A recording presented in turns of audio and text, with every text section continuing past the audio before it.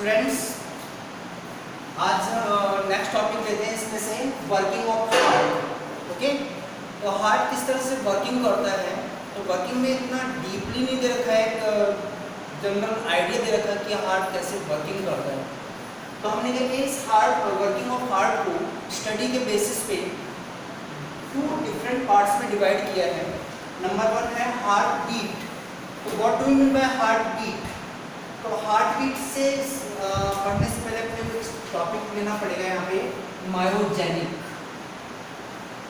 Myogenic means heart beat जो होती है ना, वो मायोजेनिक नेचर की होती है। मायोजेनिक का मीन्स होता है कि हार्ट में जो कॉन्ट्रैक्शन होता है, ओके, और ये कॉन्ट्रैक्शन के लिए जो इम्पल्स क्रिएट करता है, ये सेल्फ हार्ट की मसल्स करती हैं। ओके, तो यहाँ पे systole and diastole means shrink होना, स्वेल होना, ये डिपेंड करता है मसल्स पे। हार्ट की जो सेल्फ की जो मसल्स होती है ना, उन्हीं में कैपेसिटी होती है कि वो अपने सेल्फ को कॉन्ट्रैक्शन करती है, उसमें श्रिंक करती है, स्वेल करती है, जिसको हम यहाँ पे बोलेंगे सिस्टोल एंड डायस्टोल। ओके, तो अपने कह सकते हैं heart beat controlled by myogenic property. Okay, जो मायोजेनिक प्रॉपर्टी होती है उसी से क्या होती है, कंट्रोल होती है। देन इसकी डेफिनेशन अगर हम देखेंगे हार्ट बीट की, तो कहते हैं कि जो रिदमिक जो कॉन्ट्रैक्शन होता है हार्ट में, दैट इज हार्ट बीट। तो रिदमिक कॉन्ट्रैक्शन का मीन्स समझते हो? हाँ, बता रहा हूँ ऐश्वर्या। रिदमिक का मीन्स होता है कि अल्टरनेट मीन्स एक बार सिस्टोल हो गया, देन एक बार डायस्टोल होगा, मीन्स एक बार श्रिंक हो गया, देन सेकंड टाइम क्या होगा, स्वेल होगा, अगेन श्रिंक, अगेन स्वेल। तो ये क्या होता है, अल्टरनेट तरीके से क्या होता है, ये रिदमिक फॉर्म में ये सिस्टोल एंड डायस्टोल प्रोसेस होता रहता है। ठीक है ना, इसी को हम बोलते हैं हार्ट बीट। बट यहाँ पे हार्ट बीट को ज़्यादा इंपॉर्टेंस ना देके हम लेते हैं यहाँ पे कंडक्टिंग सिस्टम ऑफ हार्ट। इसी में आता है, इसी में है conducting system of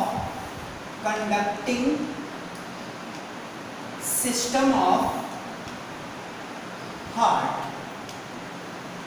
means heart में कंडक्टिंग सिस्टम कौन होता है, कौन उसको चलाता है, कौन उसमें कॉन्ट्रैक्शन को प्रमोट करता है, कौन उसमें स्वेलिंग को प्रमोट करता है। मीन्स सिस्टोल डायस्टोल जो होता है वो कैसे कंट्रोल होते हैं, ये सबसे ज़्यादा इंपॉर्टेंट टॉपिक है इसका। और ये एग्जाम में भी हार्ट बीट के नाम से ना किस नेम से आता है, यहाँ पे कंडक्टिंग सिस्टम ऑफ हार्ट। ठीक है ना, कौन उसको ऑपरेट करता है हार्ट को, बर्थ टू डेथ। तो यहाँ पे देखिए 4 फैक्टर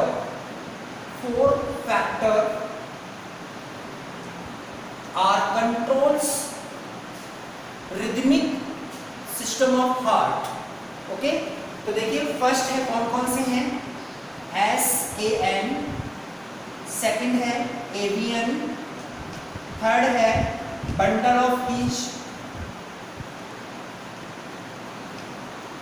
एंड फोर्थ है परकिंजे फाइबर्स।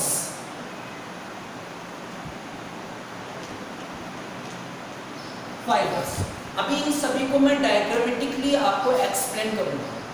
एग्जाम के फॉर्म में ये इंपॉर्टेंट टॉपिक है, 2 मार्क्स का क्वेश्चन बनता है यहाँ पे।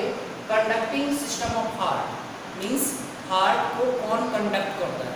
तो मैंने आपको बताया 4 factors are responsible for conducting of heart, in which SAN, AVN, bundle of Hitch and Purkinje fibers. Okay, तो then SAN का फुल फॉर्म होता है sino auricular node, atrial ventricular node. Okay, then SN is the main conducting factor of heart. Then this SN also known as pacemaker. Pacemaker means होता है यहाँ पे heart की जो मूवमेंट करने की जो कैपेसिटी होती है उसको कंट्रोल करना। मीन्स हार्ट बीट को स्लो करना, हार्ट बीट को फास्ट करना, ये सारा कंट्रोल करता है pace maker. And pacemaker also known as SAN, sino auricular node. ठीक है ना, ये हार्ट बीट को कंट्रोल करता है, अपनी हार्ट बीट को अप करेगा, अपनी हार्ट बीट को डाउन करेगा। क्लियर हो गया हमें? अब इन्हीं फैक्टर्स को मैं डायग्रामेटिक आपको एक्सप्लेन कर रहा हूँ, उसमें आप देखिए कौन सा कहाँ पर है। ये डायग्राम आपको एग्जाम में शो नहीं करना है, केवल आपको समझने के लिए बता रहा हूँ यहाँ पे। देखिए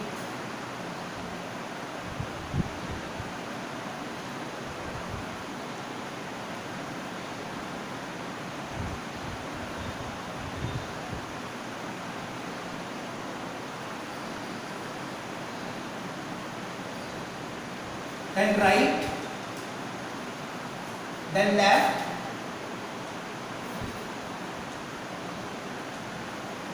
right part contain deoxygenated blood and left part contains oxygenated blood। अब सुनिए, आपको पता है कि राइट जो ऑरिकल है, राइट एट्रियम और ऑरिकल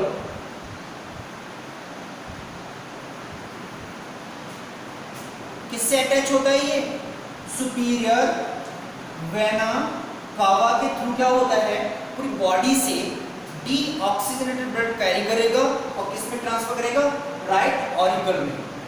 तो जहां पे ये सुपीरियर वेना कावा ओपन होता है ना, कौन से एरिया में? राइट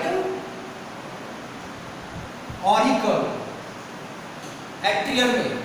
ठीक है ना, एट्रियम में जब ये ओपन होता है जहां पे, वहीं एक स्मॉल पॉइंट होता है, हाईली मस्कुलेटरी पार्ट या पॉइंट होता है, जहां पे सबसे ज्यादा पूरे हार्ट के अगर मसल्स की बात करें तो सबसे ज्यादा एक्टिव या लार्ज अमाउंट में जो मसल्स का जो पॉइंट होता है वो कहां पर होता है?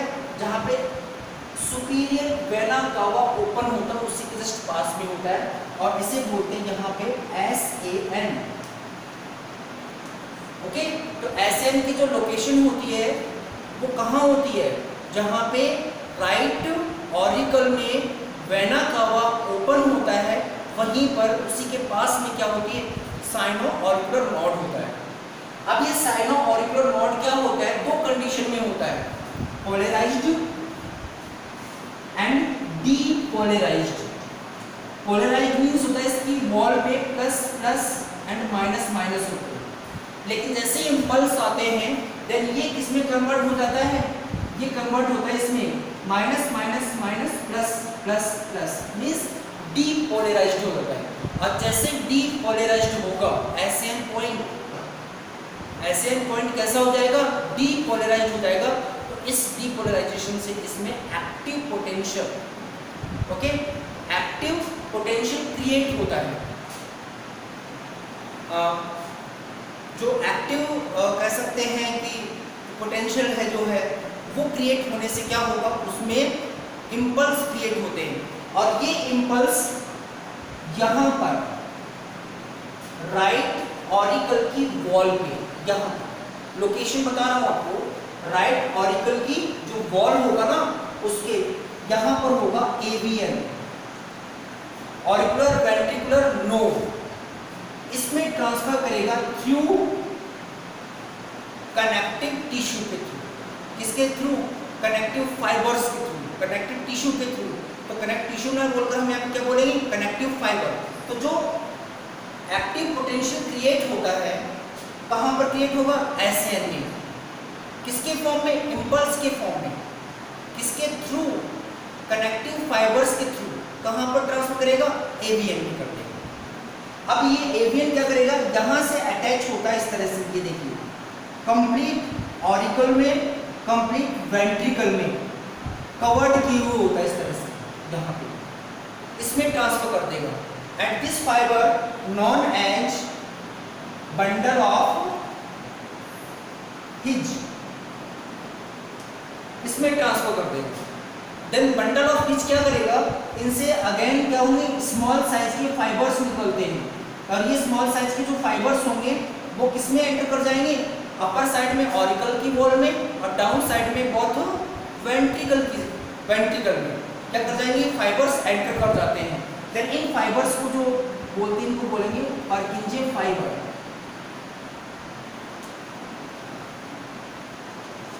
क्या बोलेंगे इसको हम, परकिंजे फाइबर्स कहते हैं इसको हम। तो परकिंजे फाइबर्स क्या करेगा कि जितने भी ऑरिकल हैं, वेंट्रिकल हैं, चाहे अपर साइड के हो चाहे लोअर साइड के हो, उसमें एक्टिव पोटेंशियल को ट्रांसफर करते हैं, जिससे उसमें क्या होता है, कॉन्ट्रैक्शन की कैपेसिटी आती है। तो जैसे इम्पल्स पहुंचेंगे कॉन्ट्रैक्शन हो गया, इम्पल्स आना बंद हुए देन लूज फॉर्म में हो जाएंगे। ओके, तो सिस्टोल मींस कॉन्ट्रैक्टाइल होना, कॉन्ट्रैक्शन होना उनमें, और डायस्टोल मींस क्या होता है, लूज कंडीशन आना। इम्पल्स जाएंगे देन सिस्टोल, और इम्पल्स नहीं जाएंगे देन डायस्टोल। इस तरह से सिस्टोल एंड डायस्टोल प्रोसेस चलता रहता है, रिदमिक फॉर्म में मींस अल्टरनेट फॉर्म में मूव करता है। इस तरह से ये ऑपरेट होता है, ऑपरेटिंग सिस्टम हो गया ये हार्ट। तो यहाँ पे ध्यान रखना, हार्ट बीट की जब भी हम बात करते हैं तो एक तो मायोजेनिक टर्म है ना, ये आपको लर्न करना है। मायोजेनिक मीन्स क्या होता है? हाँ गुंजन सही कहा, ये चारों जो फैक्टर है ना, ये जो 4 फैक्टर हैं, ये कॉन्ट्रैक्शन में, या अपने कह सकते हैं कॉन्ट्रैक्शन प्लस रिलैक्सेशन में, दोनों में हेल्प करता है। ठीक है ना, क्योंकि ये जनरेट कर रहा है इम्पल्स, ये ट्रांसफर कर रहा है, देन ये पूरी बॉडी में ट्रांसफर करेगा। कौन से, यहाँ पे अगर आप देखेंगे ऑरिकल एंड वेंट्रिकल में क्या करेगा, उसमें ट्रांसफर करेगा। देन ये क्या करते हैं, परकिंजे फाइबर्स होते हैं, ये उसकी वॉल में ट्रांसफर करते हैं। तो आप देखो ना यहाँ पे एसएन को छोड़ के एवीएन हुआ, परकिंजे फाइबर्स हुए, हिच बंडल्स हुए, ये केवल ट्रांसफरिंग का वर्क कर रहे हैं। बट जो इम्पल्स क्रिएट कर रहा है, एक्टिव पोटेंशियल जो क्रिएट कर रहा है, वो कौन कर रहा है, एसएन। तभी तो उसको बोला हमने क्या, पेसमेकर। पेसमेकर मीन्स होता है कि उसकी जो मूवमेंट की जो रेट होती है उसको स्लो एंड फास्ट करता है। Okay, and this pacemaker also attach parasympathetic nervous system, जबकि all nervous system are absent in heart. तभी तो कहते हैं ना, तो कहते हैं कि हार्ट अटैक आया, तो हार्ट अटैक में क्या पेन हो रहा है, पेन कभी होता ही नहीं है। हार्ट में कभी भी दर्द नहीं होता है, क्यों? क्योंकि उसमें नर्वस ही नहीं होती, नर्वस सिस्टम ही नहीं होता। अगर नर्वस सिस्टम होता तो बर्थ टू डेथ तक क्या हो सकता था, क्या वर्किंग कर सकता है, रेगुलर वर्क कर सकता है, नहीं करता। लेकिन हार्ट हमारे बॉडी का एक ऐसा पार्ट होता है, डेथ बर्थ टू डेथ तक क्या करता है, रेगुलर विदाउट थके हुए, बिना थके क्या करता है, काम करता है। थकान क्यों नहीं होती, क्योंकि उसमें नर्वस सिस्टम नहीं है। और नर्वस सिस्टम केवल कौन सी होती है, सिम्पैथिक एंड पैरासिम्पैथिक होते हैं। तो सिम्पैथिक एंड पैरासिम्पैथिक क्या करते हैं कि वो उसकी जो मूवमेंट की रेट होती है, सिस्टोल एंड डायस्टोल की जो रेट होती है, उसको कंट्रोल करता है। Clear Gunjan, Shilpa?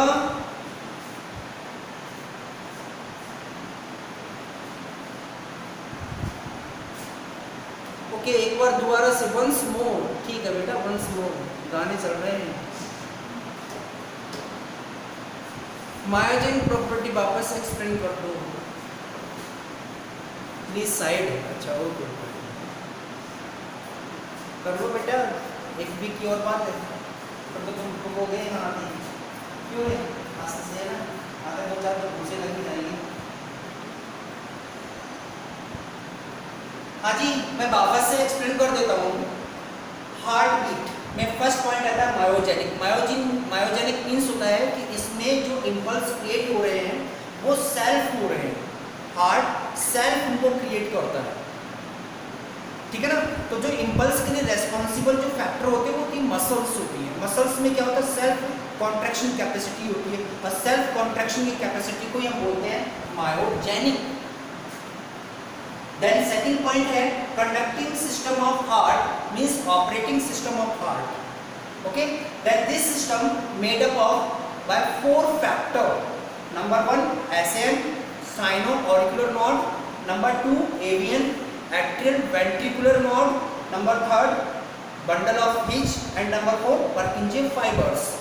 Then number 1 में आता है SAM. SAM also known as pacemaker, due to controlling the rate of heartbeat. Okay, this SAM creates active potential due to depolarization.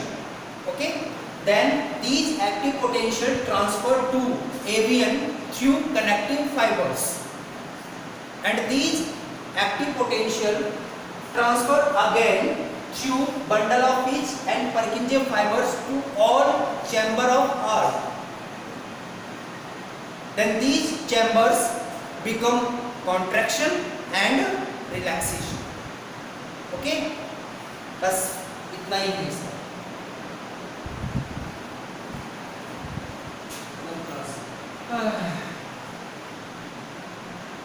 बहुत जोर नहीं कार्डिक साइक्लोग्राफी में पता.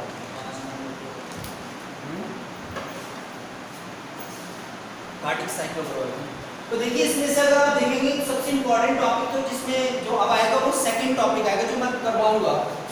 ठीक है,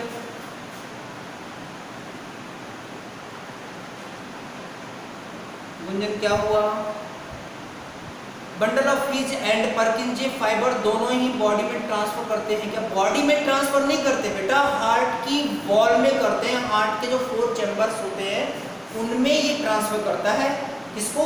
active potential impulse. Clear? Okay, अब आ जाइए नंबर 2.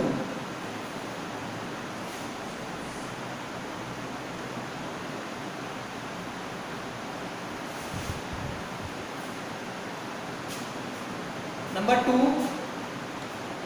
Cardiac cycle.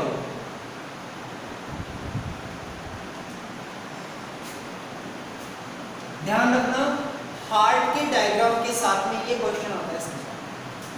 समझ में आया? हार्ट का केवल डायग्राम ड्रॉ करना होता है, डिटेल एक्सप्लेनेशन जो पूछेगा वो किसकी पूछेगा उसके साथ में? Cardiac cycle. तो then what is cardiac cycle? तो कार्डिक साइकिल मीन्स होता है, यहाँ पे भी हार्ट बीट से रिलेटेड होता है. कार्डिक साइकिल में क्या होता है? इसमें 1 time systole and second time diastole.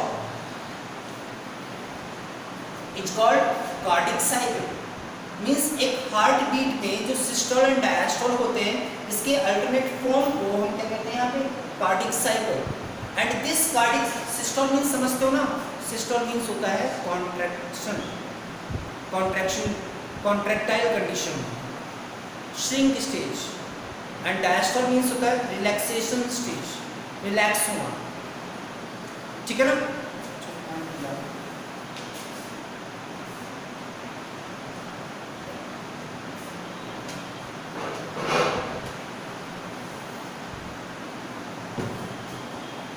अब देखिए यहाँ पे this cycle completes in following 4 steps. एक बार बताऊंगा, दोबारा नहीं बताऊंगा, ध्यान से सुन लेना. मुझे पता है वंस मोर. पहले मैं डायग्राम एक्सप्लेन कर रहा हूँ यहाँ पे, वो देखिए पहले. मुझे पता है एक बार में नहीं आएगा. आज तो सही कह रहा हूँ ना? आज तक बहुत ही नहीं कुछ.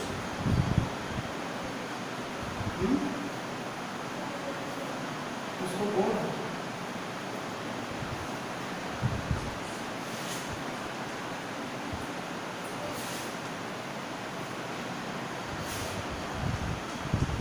आज तक एक बार में समझ लेना.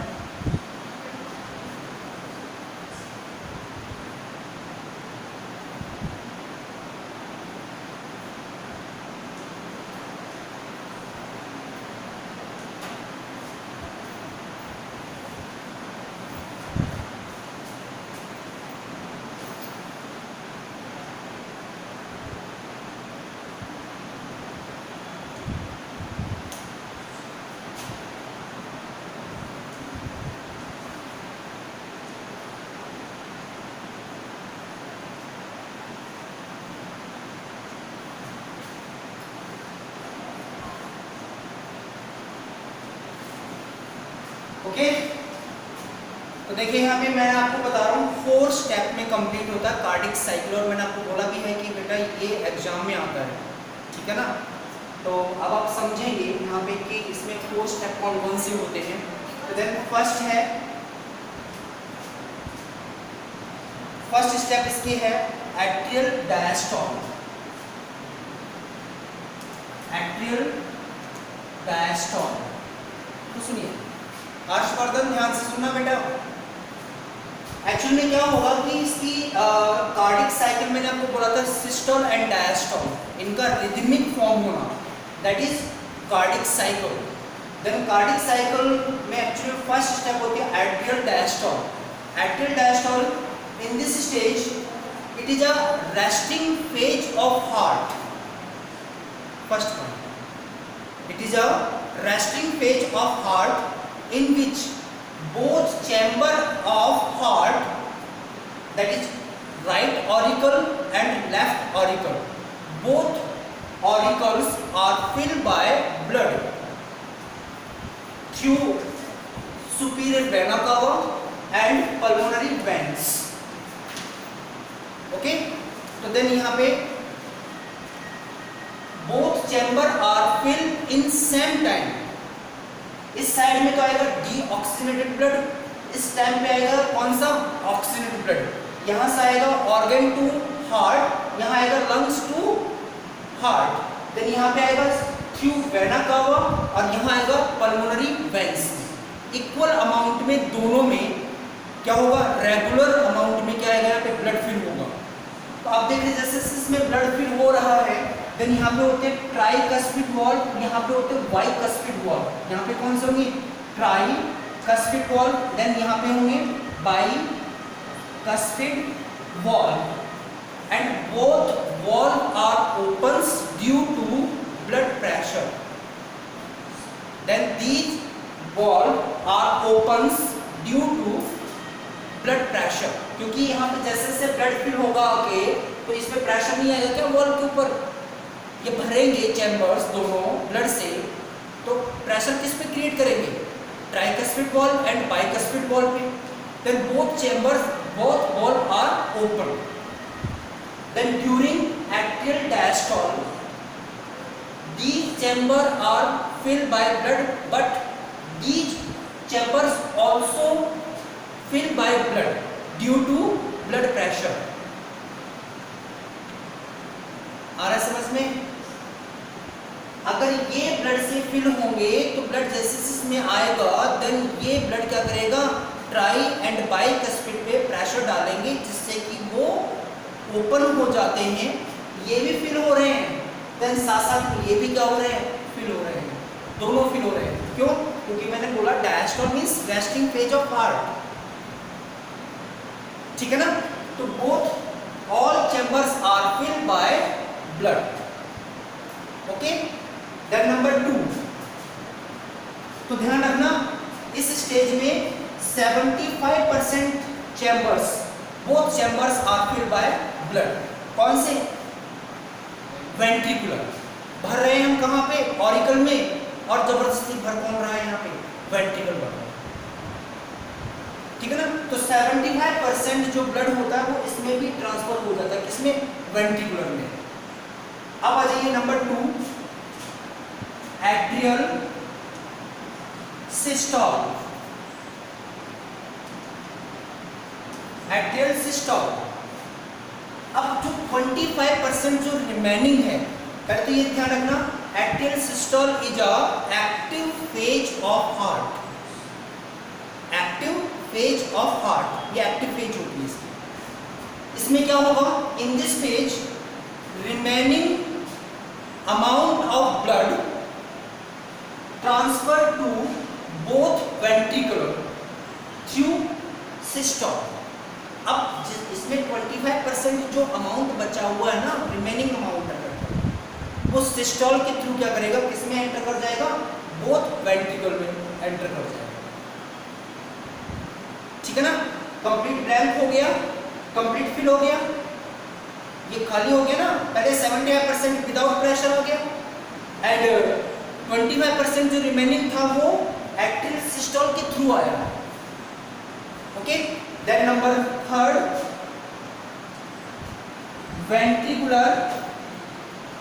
Ventricular systole.